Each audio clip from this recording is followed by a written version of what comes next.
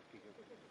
देखिए, जिहाद कई तरीके के उसमें इस्तेमाल होता है। ऐसा मैंने पहले भी कहा है कि जिहाद का मकसद ये नहीं है कि सिर्फ खून का लेना के जिहाद का नाम है।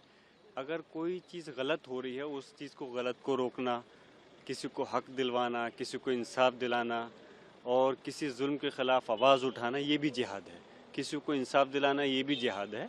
तो यकीनन हमारे यहाँ देख रहे हैं कि मुसलमानों के साथ इस मुल्क के अंदर ज़्यादती हो रही है और लगातार जिस तरह से उनके हक़ों को छीना जा रहा है, उनकी आवाज़ को दबाया जा रहा है, ये चीज़ गलत है।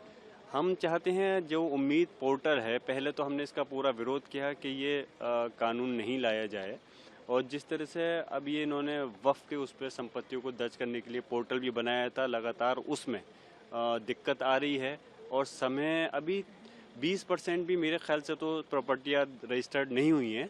जब और वो मकसद आपका पूरा नहीं हो पा रहा तो क्यों आप उसकी डेट बढ़ाने में पीछे हट रहे हैं? आगे बढ़िए। अगर आप सबका साथ सबके विकास की बात करते हैं तो डेट बढ़ाइए और रजिस्ट्रेशन करने का जो हक है कम से कम उनको तो वो तो मिलना चाहिए।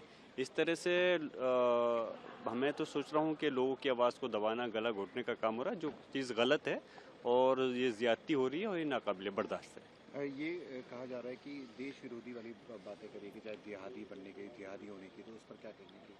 हम देश विरोधी से तो मतलब नहीं है, तो हमारा मज़हब ही पैगाम नहीं देता कि हम देश के विरोध की उसमें बात करें। लेकिन हमारा मज़हब ये ज़रूर पैगाम देता है हक़ और इंसाफ की बात करें। अगर जुल्म हो रहा है, ज़्यादती हो रही है तो उसको रोका जाए, उसके ख़िलाफ़ आवाज़ उठाई जाए और ये चीज़ रखी जाए कि हमारे लोगों को नहीं दबाया जाए।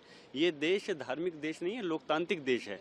लेकिन अफसोस है कि आज उस चीज़ को पूरा नहीं हो पा रहा और अपनी मन मर्जी के मुताबिक राजनीतिक हित साधने के लिए इस टाइप की चीज़ों को लगातार बढ़ाया जा रहा है। गिरिराज सिंह ने तो ये भी कह दिया कि